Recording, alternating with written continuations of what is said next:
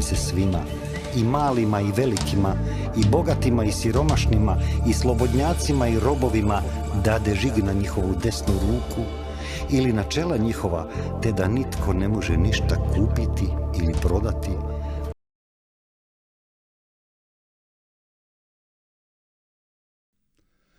Pozdrav drage narode, dobrodošli u još jednu epizodu Slobodni. Evo danas smo po prvi puta u studiju, ali to ne znači da nećemo obići cijeli svijet. Naravno, jer gost je iz svijeta, ali nije samo iz svijeta.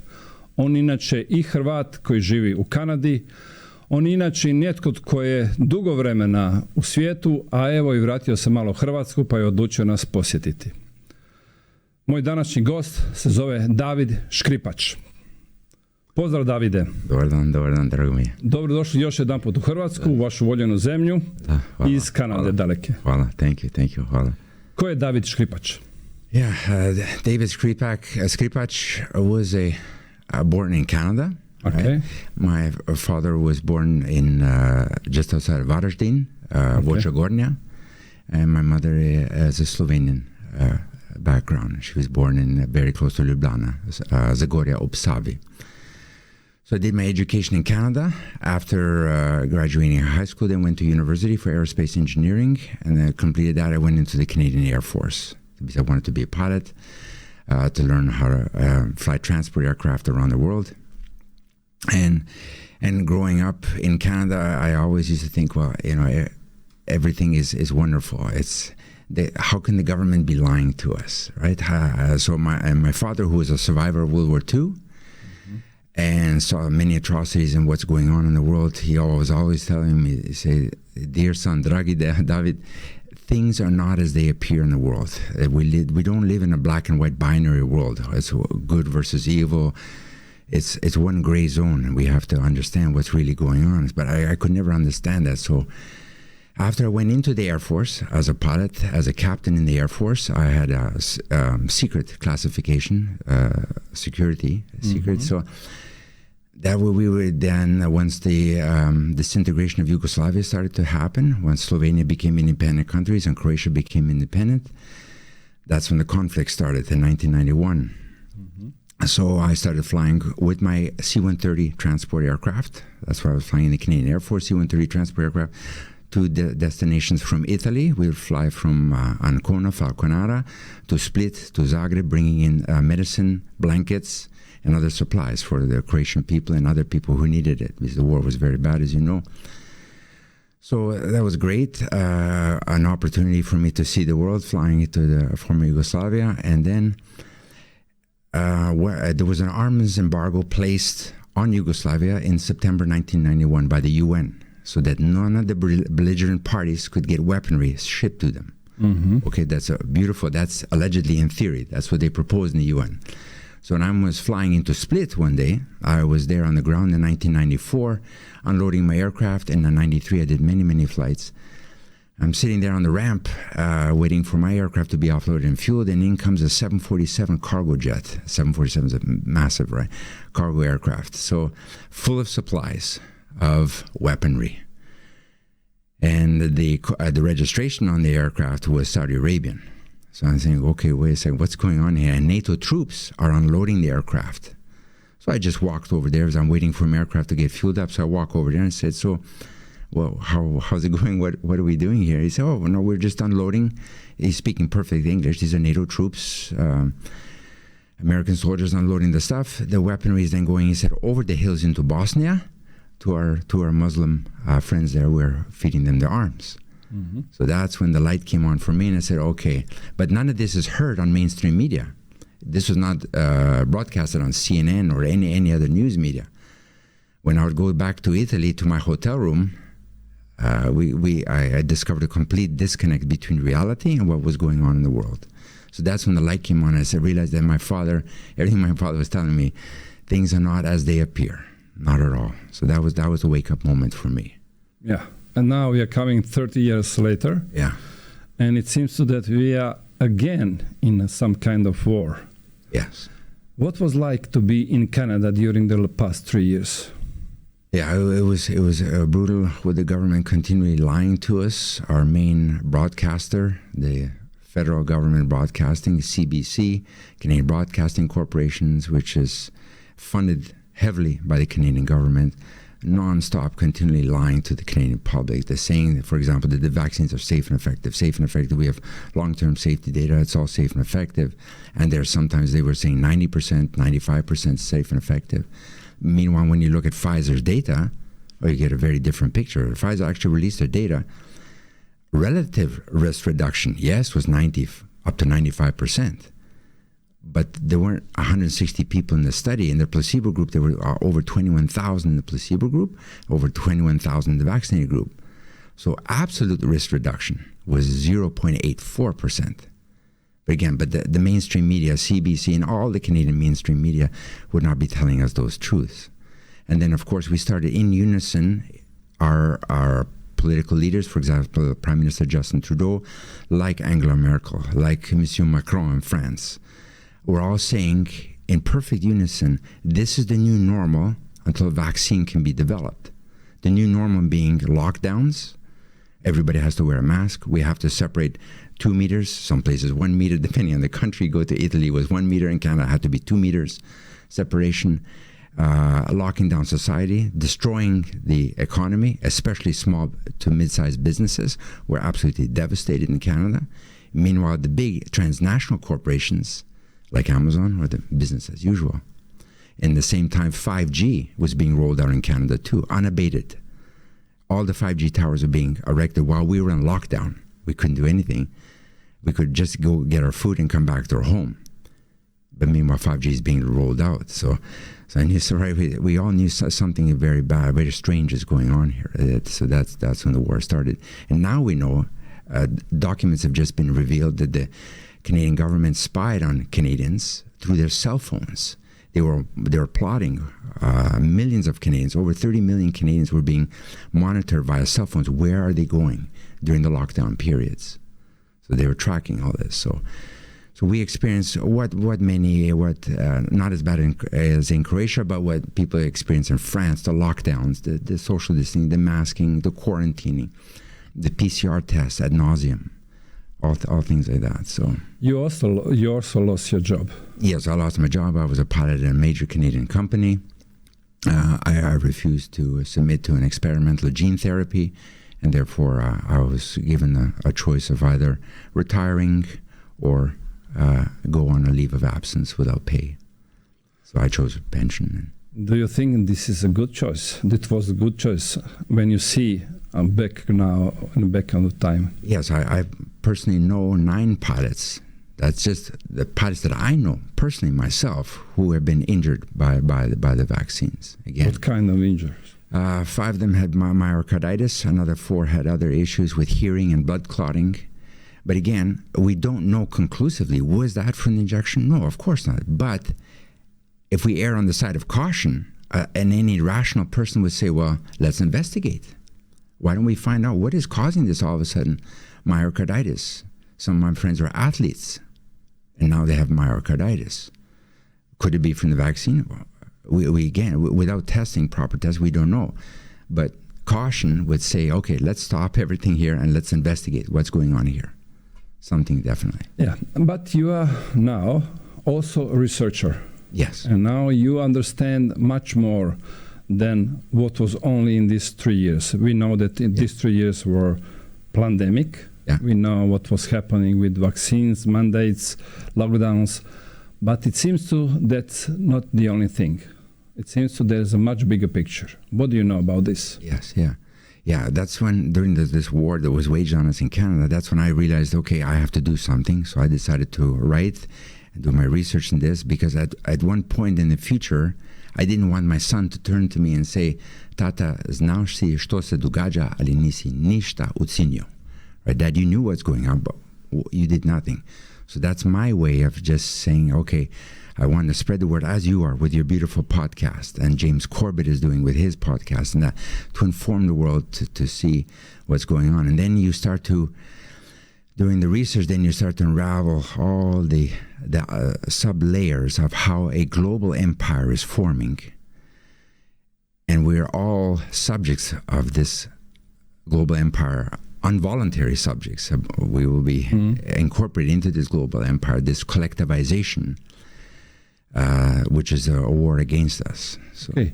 What is the main pillars? We can say now one pillar was this pandemic and forcing vaccination. They say they are not forcing, but we know that. It was not formally mandated, but you lost your job because you didn't receive it. That's forcing. That's right. It's a play on But anyhow, words. This part is one of the part, and we were already past these 3 years, and there is, it seems, to possibility they will continue because already they are talking about new variants, new pandemics. We're expecting that new pandemic will come. WHO preparing a new laws that they will take over more power from the people, from the states. What else beside that you researched on? Yes, those are very, very good points, Andrea. So overall, this is the collectivization of society, right? Very similar to communism, right? Where they collectivize, but collectivization on an international scale is like globalization, right? And then on top of that, then through that is the gathering or monopolization of the world's resources for the benefit of a very, very, very few. And we're not even talking 1%. We're talking like 0.0001% of the world's population, right? So, and this is 0.001%. We have to remember, they are not nationalists.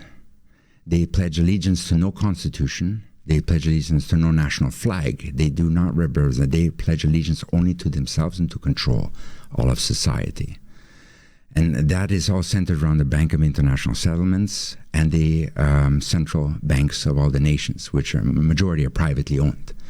So these central banks formulate with the BIS policy. They make the policy, as well as organizations such as the Rockefeller Foundation, the Council on Foreign Relations, Chatham House, the Club of Rome. So these are the policy makers that come up with the policies, and then the distributors are down below the chain, like the UN, the Intergovernmental Panel on Climate Change, the IPCC, the World Health Organization, the Gavi Vaccine Alliance. So those are then the people then that spread then the policies. And then, can I ask one stupid question? Who elects those people to run these policies? A very, very good question. Absolutely no one. Absolutely no. How come that they can run a policy? Yes. And as I remember, last time we were in democracy. In Canada also. Yes. And in Canada Constitution says that government is representing people's will.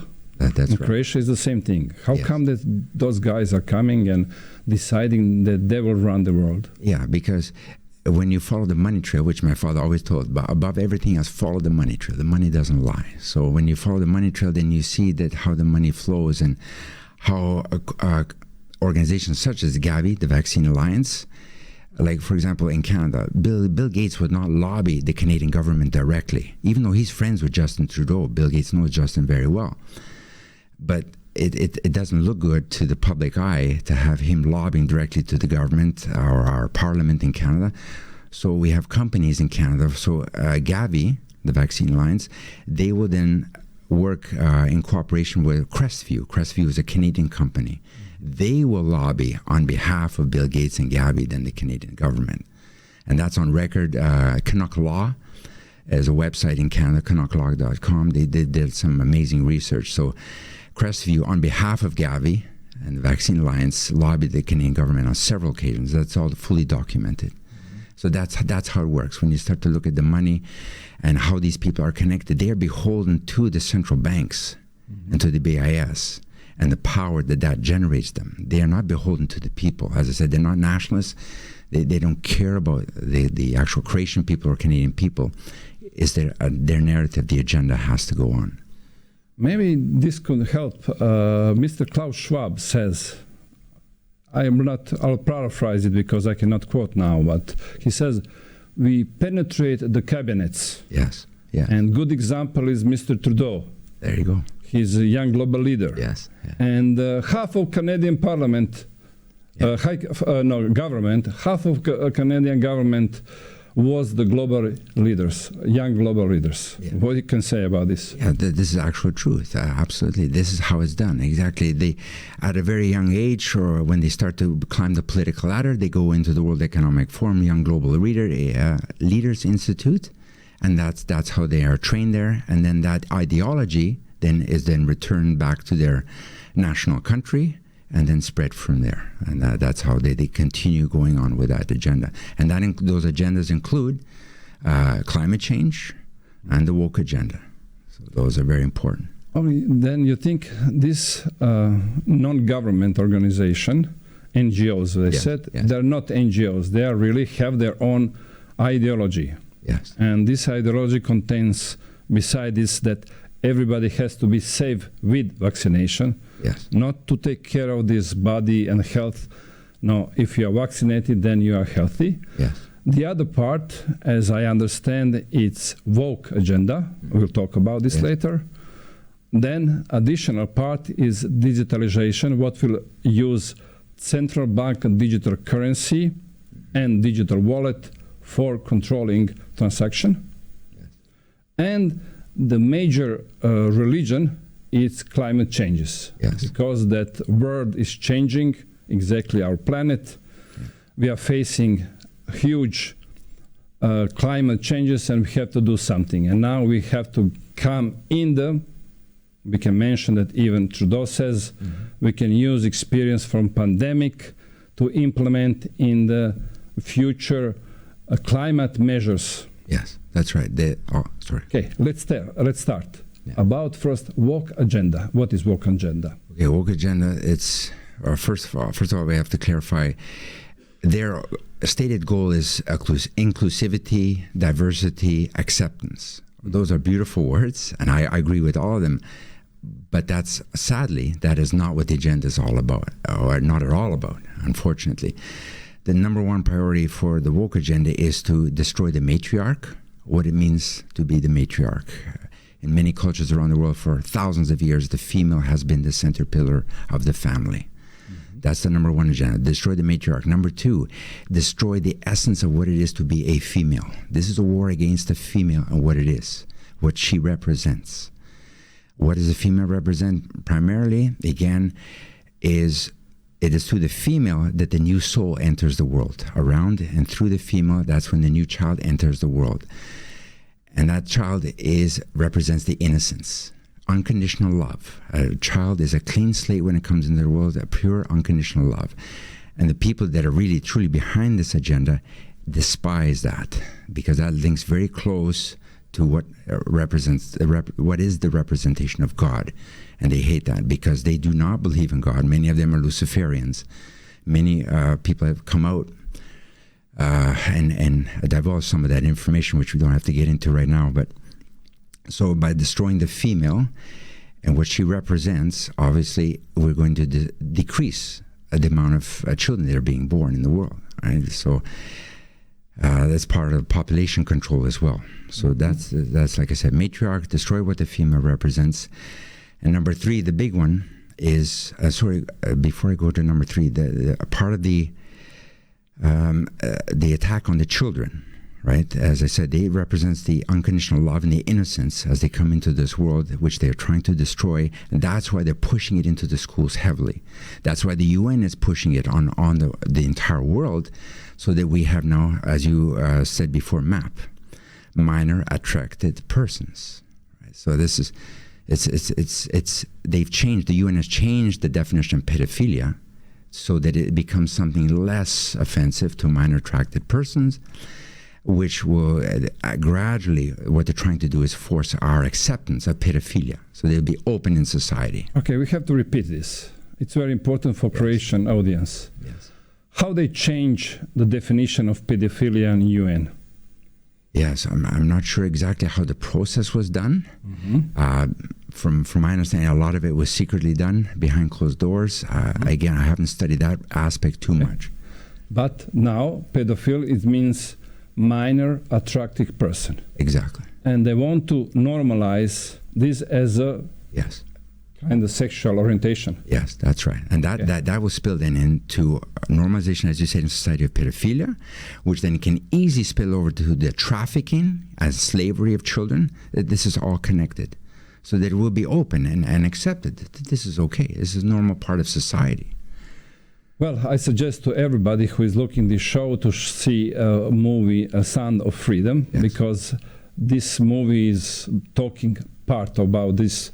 You said just they scratch the surface, Yes. but it's enough to scratch it, then we'll go much deeper. That's right. Okay, woke ideology, there's an additional thing, there's a gender ideology inside. They said Yes. there is more than 60, 70, I don't know how many genders, and Yes.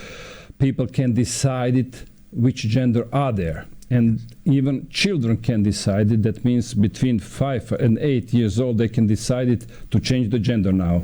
That's happening in Canada now. Yes, absolutely, absolutely. And the United States and elsewhere, exactly. Can you explain us how it is possible the child of 5 years old can say that they want to change the gender? Yeah, exactly. Well, first of all, as we know growing up, I mean, a child at that age, 7, 8, 9, has no idea what they would like to be or what their sexual orientation will be in the future. Many experts on sexuality have come out and openly have said that that's absolutely impossible. But that's what they want. They want to destroy, again, it's an attack on the child. What the child represents is the purity and unconditional love of, possibly, as we know from near-death experiences, that there is another side. Right? There is a spirit. We are 100% spiritual beings. And that is what the attack is all about. And most importantly, it is designed to atomize society. As you said, all these different agendas, right? Some people call them the alphabet people.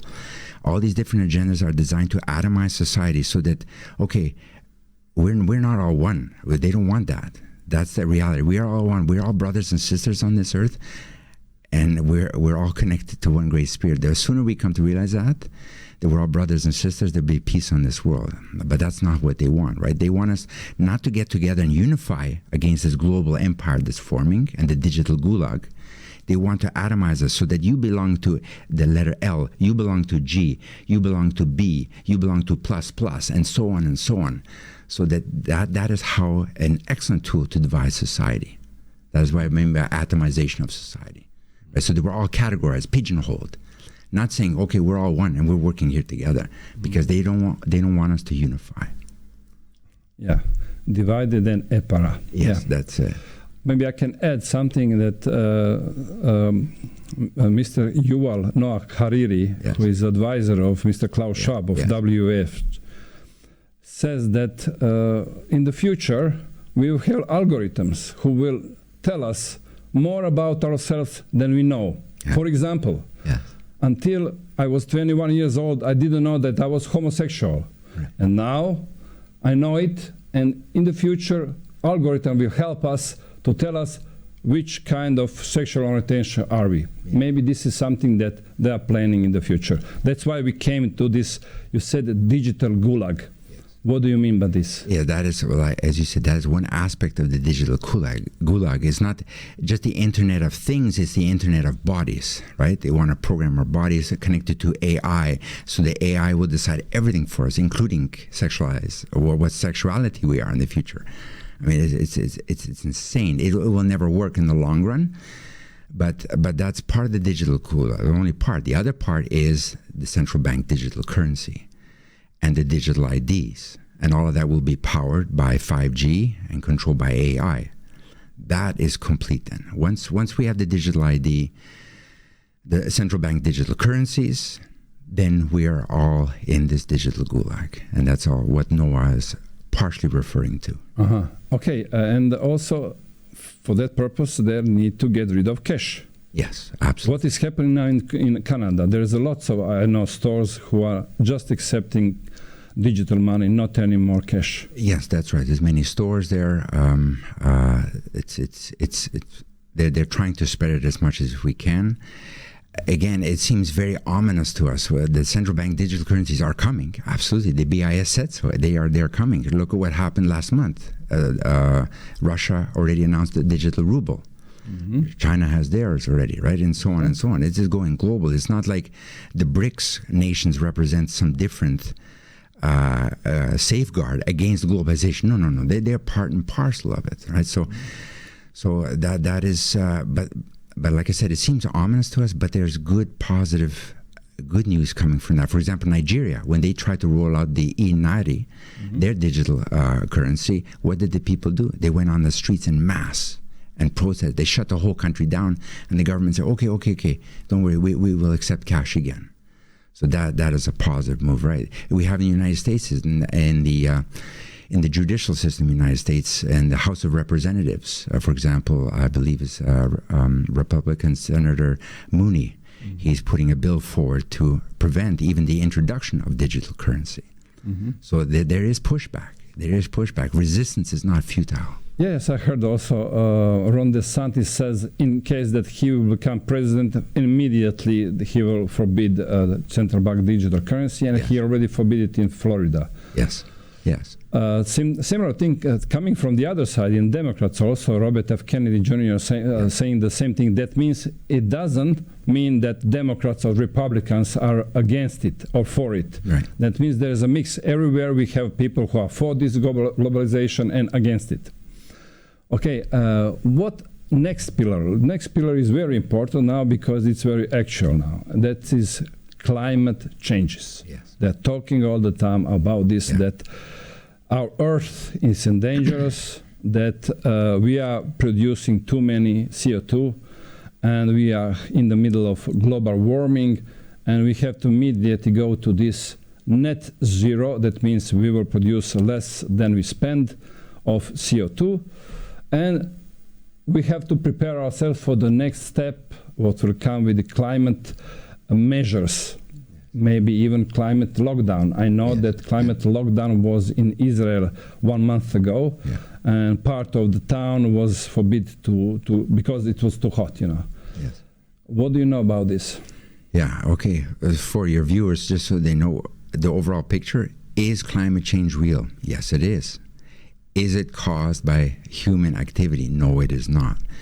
Again, I'm not a climatologist, so I ask all of your viewers to please don't take my word for it. Do not take my word for it. Do your own research. For example, go on YouTube. There's a Canadian University of Ottawa professor, Ian Clark, a real climatologist, along with 30,000 other climatologists say no. Climate change is real, absolutely, but it started since the beginning of time. The Earth has always been warming and cooling. The most important greenhouse gas in the climate is not CO2, it's water vapor. It constitutes over 90% by volume of all greenhouse gases. Solar activity, as it increases, it interacts with water vapor in the Earth, and that's what heats and cools the surface and the atmosphere of the Earth. As solar activity increases, temperatures rise. Solar activity decreases, temperatures decrease globally around the Earth. That's how climate change. So that is the real climate change. But that's not what they care about. They don't care about that, the aspect. The real agenda here is to create scarcity so that we will blame CO2 to deindustrialize the Western world, North America, South America, and Europe, not China. None of these rules apply to China. For example, if you look at COP27, the last meeting, they said, yes, all these rules will be applying to the developed world except China. Everything's except China, but they're one of the biggest producers of CO2 on the planet. Well, why doesn't it apply to them? Right, so this is, they're trying to vilify CO2 to create scarcity. Like I said, deindustrialize the world. Also, they're vilifying nitrogen and its derivative, nitrous oxide gas from agricultural farming. Again, what is the true agenda behind there? To shut down thousands of agricultural farms or cattle farms, whatever type of farming you have. What will that create? Scarcity. Right? A lack of food. A lack of food. And opportunity to implement artificial food. Yes, artificial food. And to say everybody, hey, don't worry everybody, we've got you covered. You will get your universal basic income, monthly income, and don't worry, everything will be okay. We'll take care of you. But if you misbehave, if you go and protest something, whatever it is, against our agenda, well, then we'll shut your bank account once the central bank digital currency is incorporated. So you see, this is how it works. By creating artificial scarcity, you then create dependency for the people to depend on government handouts to be given to them, which then equals complete control. And that is it. And that control is then completely accomplished with the digital ID and the digital currency then. When you said closing accounts, we have to go to the winter of 2021 in Canada when there was big protest in Ottawa, and your prime minister decided to close the accounts of people who were protesting and also for people who were supporting protesters. But in that case, you had a cash, and you could replace payment with a cash payment. Exactly. But let's imagine in the future when we have only digital ID, digital wallet, and digital money, and things like this happen when protesters want to protest against government, what is legal right for everybody in the democratic world. What could happen in these cases if we don't have alternative cash? Yeah, exactly. Those people would be completely frozen out. Their lives would be destroyed completely. But then, again, we have to be thankful that the Canadian government has shown us this is exactly the future. Because nobody would believe it. Nobody would believe it. Unless you live in China. This happened in China already. Everything we've talked about is already fully implemented in China. It is a full technate, right? It is a digital gulag, right? A full technocracy. Technology dictates everything there. Social media, and if you misbehave, your accounts are cut, your face is posted on the main square, and you're ridiculed and shut. They try to shut you out of society. They shame you, though. They shame you, exactly. So we should be thankful. Like it was Chrystia Freeland, our finance minister, who gave them the order then to shut the accounts in Canada. So if I would have been Klaus Schwab, I would have been really mad. I would have picked up the phone and said, Chrystia, what are you doing? Well, you're showing the world exactly what is going to happen.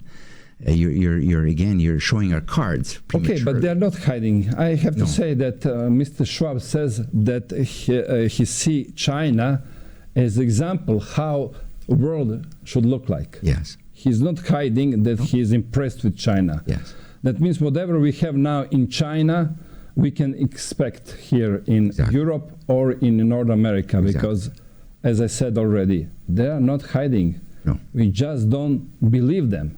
Because it's too unbelievable. Yes. But anyhow, we have to start to believe them because we have witnesses here. Yes. Okay, we have now 4 pillars, as you said. First was vaccination, and together with this health, and now we have World Health Organization who want to implement One Health model. Yes. And they run One Health for people and also for animals. The other one is, as we said already, climate changes as importance. They can use it for implement new control grid. If we have digitalization, as I mentioned, that means there will be digital actions to control our world. And how you see now, when all these 4 coming together, how you see in the future that they will try to implement in case that we, for example, as you said already, we don't want to accept it. Is there any additional scenario they can implement? Yes, they definitely. I think they are talking about new variants coming out constantly of different coronavirus, right? The Eris and many other variants in that. Again, so even if they roll out the pandemic treaty, okay, and they just talk about another possible global pandemic, but they don't even launch it, it's just the element of fear. Because remember, these people, we're talking about 8,000 to 12,000 people approximately that are centered, as I said, the policymakers, as I said earlier, part of the empire.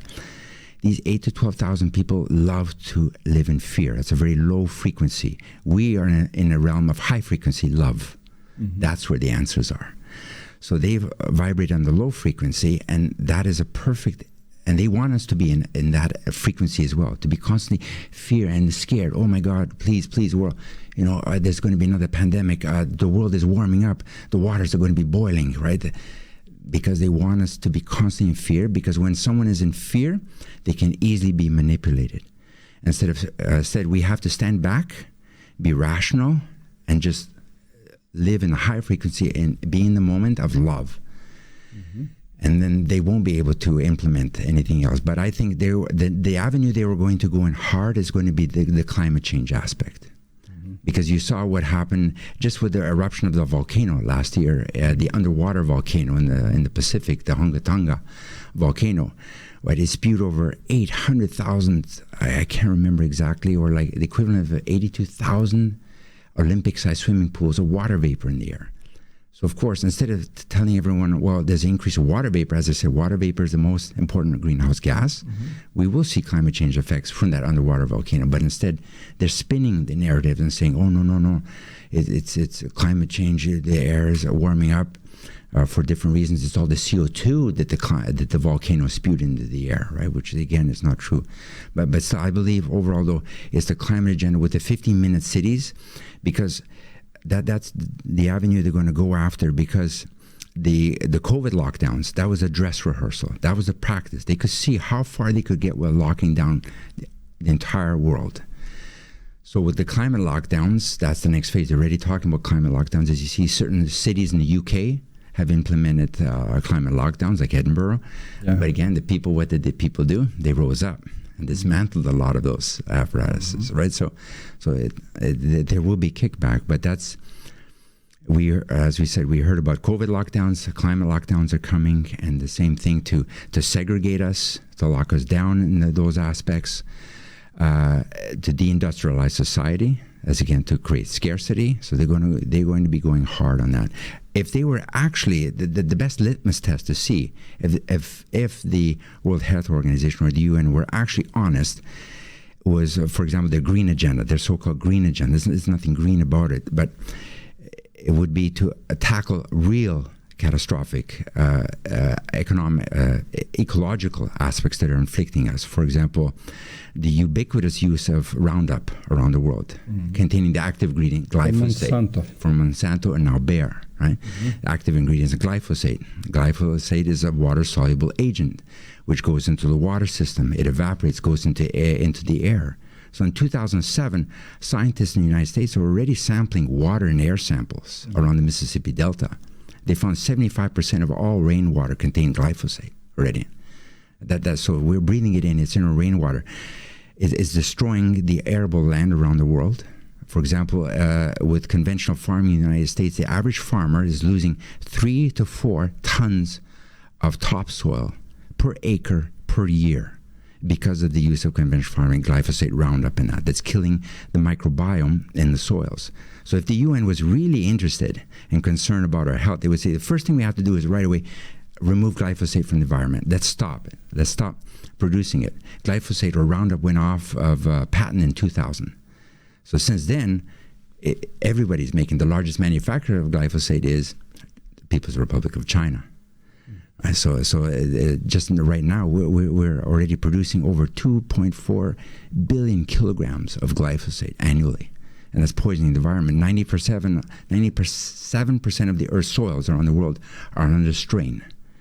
Because if we can't grow things anymore, that's it, we're in big trouble. We're in big trouble. So that's what they would be addressing if they really were concerned about it. They would also address the removal of plastics in the environment. These plastics all contain endocrine disruptors. At the current rate, at the way we're using plastics, the male sperm count in the Western world will go to 0 by 2045. Again, that's not my data. I'm not an expert in that, but I rely on other people who are experts on that from Israel and elsewhere. That will for sure help in depopulation of the world. Exactly. That's why they're not doing anything about it. That's right. Additional thing, you said scarcity. They have to continue scarcity, and that means fear. Yes. They have to build fear. I had also interview with your colleague from Canada, also Jason Christoph, who was explaining what happened when people are in the fear. That blockades prefrontal cortex, and they are not deciding. They're deciding emotionally, flight and fight system, and then they are ready to make stupid things what usually didn't. That's why they need scarcity. And now I'm mentioning now because I heard also that they will use additional things to scare people. Now in Croatia they started talking about aliens, and there's aliens. They are admitted in front of Congress. Some people was talking about aliens. They admitted they are already existing for 50 years, and they are not humans. And now they are trying, because we hear this in mainstream media, they are trying to get used to that something in some situation, aliens will come. Yeah. And we know already there is a technology called blue beam technology that can create 3D objects in the sky. Yes. For that purpose, I already had a show. They need barium, spray lots of barium, and then they need HARP technology and ionize heaters to make 3D even ships maybe in the sky. And that can be used for scaring people. And when people are scared, then they rely on the state. And then state can come in and offer them help. Yes. Is this possible? Absolutely, it's possible, because you can see that there's something about that alien aspect. In the United States, they're talking about it constantly as well. Right? So there's definitely some agenda going there about, again, because of the element of fear. They're desperate right now too. That's why they're grabbing at anything that can create that fear, as I said, to lower our frequency, because then we're a completely malleable society, and they can control us better through fear. So it's, is it possible that there's life on other planets? Absolutely. All the billions of stars we see out there in the galaxy represent a sun of another solar system. So is it possible to have life? Yeah, absolutely. But we're not talking about that. That's the problem. Being here, the problem is being created right here. We're talking about, are there danger for us? Yes, yes. And if they are not, if they are peaceful, then we don't need to be scared. Oh, exactly. Okay. We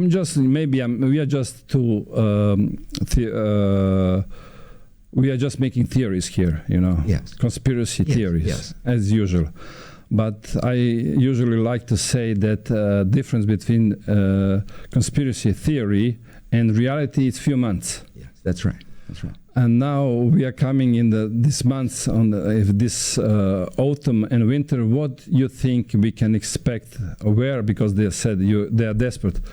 What will be their focus now? How they are going to press our people to comply? Yeah, as we see the agenda with the new variants of whatever seasonal flu will be out there. Seasonal flu will be coming as it has been for hundreds of years. Yeah, but they will rebrand it again. Rebrand it, exactly. Rebrand it. All be rebranded constantly to stoke the fear, encourage everyone to get their boosters, get more shots, right? Because they know they have a very narrow window of opportunity to do this. They have maximum of 2 years to pull this off, and they know that. Because people are waking up, thanks to people like you with your podcast and many others, that people are waking up. So this is why they have to implement in a very short span. And while they do that, behind closed doors, by unelected officials, they will implement then the global vaccine passport, that program, the pandemic treaty, and the One Health aspect. Mm-hmm. So then again, they want to implement that by May of next year. Okay, I have to say that all these things really scares people. Yes. And is there any chance that we can win? When I said we, you said that there's between 8 and 12,000 people who are running all this show. Yes. And that means there's additional 7 billion who are victims. Yeah. Is that we have a chance to win, and what we should do to win? Absolutely. No. This is all the technocrats at the very upper chain, like you say, 8 to 12,000. For example, you mentioned earlier Yuval Noah Harari. Okay, these people are showing us indirectly through their actions exactly how not to be. So they are teaching us. That's why they're here. They're here to teach us and to force us, even though we're not willing to initially, but to force us into another direction where proper sustainability and the realization that we're all sisters and brothers here, and we have to find out a new future, because humanity is not going in a good direction right now. So that's what gives me hope. They, as you said, there's 8 to 12,000 of them. There's almost 8 billion of us now. And they will now. So see, that's why they're rushing in this in such a high, rapid rate, and they're making mistakes along the way too.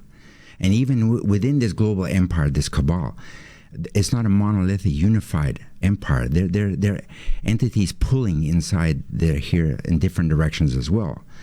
So, which is good for us, positive too. But overall, as I said, they're showing us how not to be. We can learn from that, and they are forcing us, all of humanity, to go into a different direction.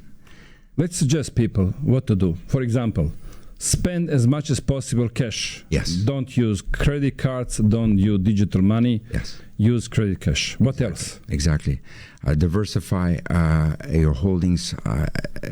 Invest in gold, silver, some cryptocurrencies such as Bitcoin or Monero. The key is don't have all your eggs in one basket.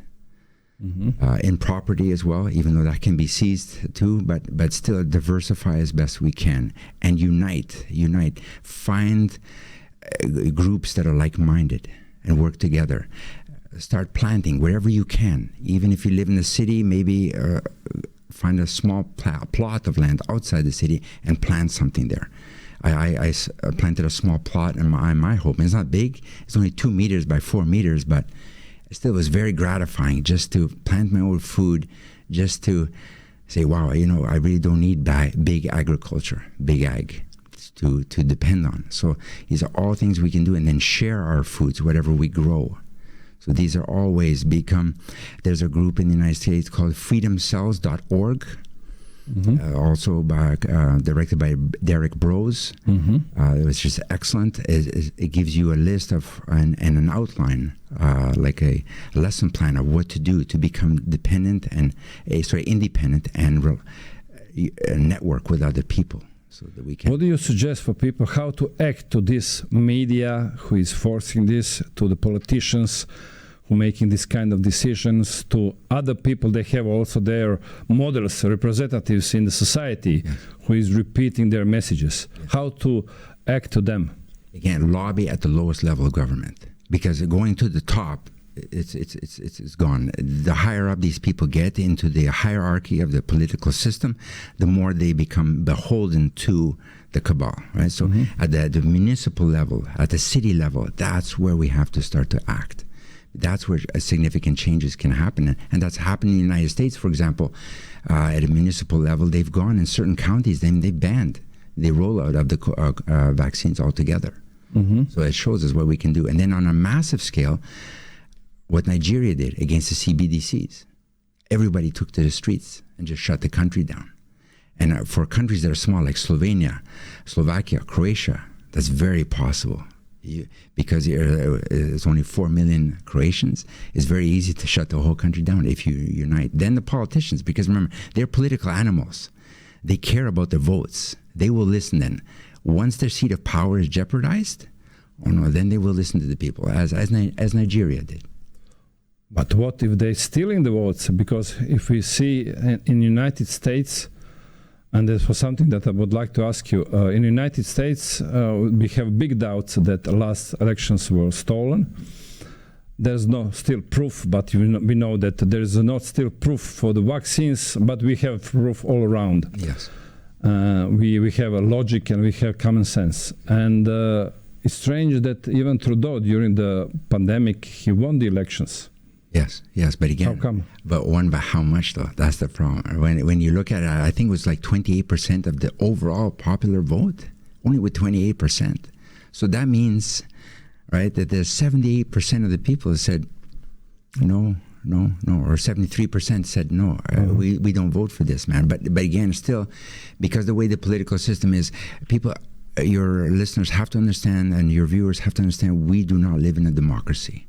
That was long gone. We have to get rid of that notion. These people, the political class, I call them the parasite class. They do not work for us. As I said, they are beholden to the money, where the money is coming from, right? From the central banks and the BIS and so on, from the upper echelon. They are not beholden to us. They do not represent our interests. So democracy is long gone. Democracy in the United States disappeared. It was already severely eroding after World War I, after John F. Kennedy was assassinated or executed. It accelerated. So America does not live in democracy. It exists at a municipal level, at a city level, yes, but at the federal level, I'm afraid it does not exist in Germany, especially not in France or any Western country or Canada or U.S. That means they are not elected, they are selected. Exactly. If I may paraphrase what Franklin Delano Roosevelt said to his vice president when FDR was elected, his vice president, Harry, said, "Wow, President, congratulations on your election again." And he turned to his vice president and said, "Harry," and I quote, "presidents are not elected, they're selected," unquote. And that proves your point right there. Yeah, that's what we live in. Thank you, David. It was really a pleasure. Thank you for your experience from Canada. Thank you for your advices. And also I'll put all links below this video where people can find you, your work, your research, and also people who is helping that you are connected, because it's important, it seems to that most important thing, to connect all around the world, because this fight is not fight between nations, between the race, between genders. This fight between them, 8 to 12,000, and all other us. That's correct. Yes. Thank you. Thank you, Dragomir. Super. Evo, dragi narode, vidjeli ste da nisam ja jedini teoretičar zavjere, ima nas još u svijetu i čini se da nas ima u milionima. Sad je pitanje tko su to teoretičari zavjere? Ljudi koji imaju zdrav razum, koji čitaju, skupljaju informacije, povezuju se s sličnim ljudima, razmjenjuju informacije, ili oni koji nas tako nazivaju samo zato da bi nas diskreditirali. Međutim, da li će uspjeti ili ne, ovisi o nama, odnosno najviše o vama, našim gledateljima. Što više vas, svako od ovih informacija koje mi ovdje prezentiramo, provjerite sami i vjerujte sebi, svom umu, svom intelektu, svojoj duši, jer mi nismo samo bića tjelesna, mi smo duhovna bića. Značite što je istina i značite kako postupiti, a najvažnije svega značite kome vjerovati. Hvala vam još jedan put na još jednoj epizodi koju smo danas prvi put imali u studiju. Nadam se da ćemo se češće uživo viđati sa gostima u studiju, ali do tada ćemo otvarati ovakve teme i imat ćete ih sve više i više, jer očigledno je nužno da se o tome razgovara svakodnevno. Hvala lijepo još jedanput i vidimo se u sljedećoj epizodi Slobodnog. Nitko vas neće natjerati da se poklonite zvijeri, učinit ćete to svojevoljno, odbacujući vjeru. Bićete laka meta za zvijer, jer se niste podredili vjeri. Ako se ne podredite vjeri, podredit ćete se zvijeri. Toliko ćete se suobličiti sa ovim svijetom, da nećete ni prepoznati da ste u zabludi. Biće to najveća demonska prevara ikada i pravedno zaslužena osuda nad nepokajanim grešnicima. Gdje su svi oni koji su